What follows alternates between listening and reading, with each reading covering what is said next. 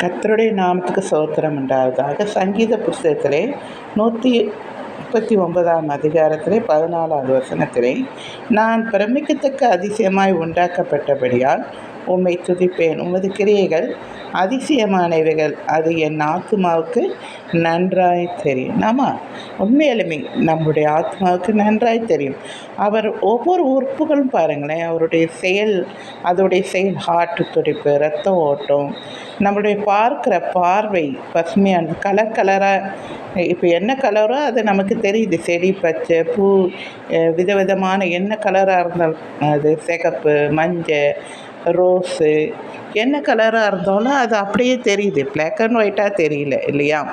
அதே மாதிரி நம்ம தூங்கிட்டு இருந்தாலும் நம்மளோட ஹார்ட்டு துடிச்சிக்கிட்டு தான் இருக்குது, ரத்த ஓட்டம் அது பாட்டுக்கு ஓடிக்கிட்டு தான் இருக்குது இல்லையா? எல்லாமே கர்ப்பப்பையில் ஒரு குழந்தை உண்டாகிறது எல்லாமே ரொம்ப அதிசயமாக, ஆச்சரியமாக, நம்ம பிரமிக்கத்தக்க நம்மளுடைய செயல், நம்மளோட உறுப்புகள் ஒவ்வொன்றும் செய்கிறத பார்க்கும்போது பிரமிக்கத்தக்க அதிசயமாய் நாம் உண்டாக்கப்பட்டு இருக்கிறோம் இல்லையா? ஒரு இடத்துல ஊனமுற்றவர்களாக சொல்லுவாங்க, எங்களை அப்படி ஆண்டவர் உருவாக்கலையே, நாங்கள் எப்படி அந்த அவரை துதிப்போம், உண்டாக்கப்பட்டபடியால் உண்மை துதிப்பேன்னு சொல்கிறது மாதிரி நாங்கள் எப்படி துதிக்க முடியும் அப்படின்னு நீங்கள் நினைக்கிறீங்களா? அப்படியே நினைக்காதீங்க. நம்ம இந்த உறுப்புலேயும் சிலவங்க அழகாக மெசேஜ் சொல்கிறாங்க. ஊனமுற்றவர்கள் அந்த வண்டியில் போய் மெசேஜ் சொல்கிறாங்க. குருடர்கள் தேவனை துதித்து பாடுறாங்க. கை இல்லாதவங்க காலில் எழுதுகிறாங்க. ஸோ இவங்க அந்த இதுலேயும் ஆண்டவரை அதிகமாக துதிக்கிறதை நான் பார்க்குறேன். ஆண்டவருடைய வேலை செய்கிறதை நான் பார்க்கிறேன். எனக்கு அன்பானவர்களே, இவர் மோசே கூட தொக்குவாய் தான், அதை ஆண்டவர் சரி பண்ணலை.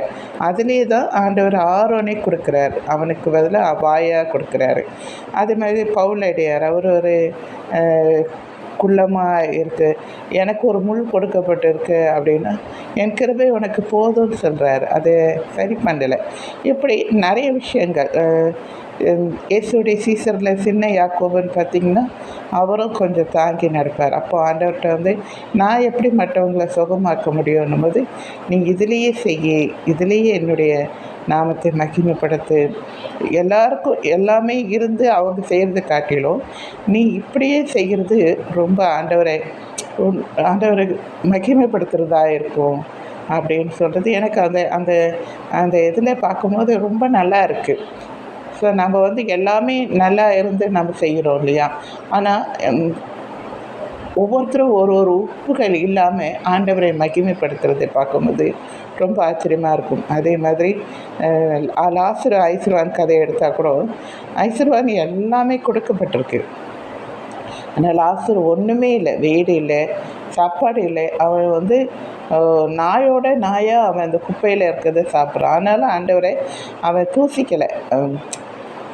இப்படி என்னை படைச்சிட்டிங்களே அப்படின்னு அவன் ஆண்டவரை ஒரு கேள்வியும் கேட்கல. அந்த இதுலேயும் அவன் உண்மையாக தான் இருக்க. போய் ஐஸ்வர்வான் வீட்டில் திருடுறதோ எதுவுமே நம்ம இது பண்ணலை, கேள்விப்படலை இல்லையா?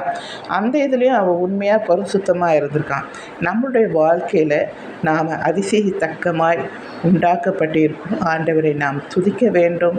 அவருக்கு இன்று நாம் எதையாவது செய்யணும். ஆண்டவர் நமக்காக உயிரை கொடுத்திருக்கிறார், நம்மளை தெரிந்து கொண்டார், நம்மளை அதிசயமாய் உண்டாக்கப்பட்டு இருக்கிறார். நம்மளோட ஒவ்வொரு சாட்சிகளுமே ரொம்ப அழகாக இருக்கும்.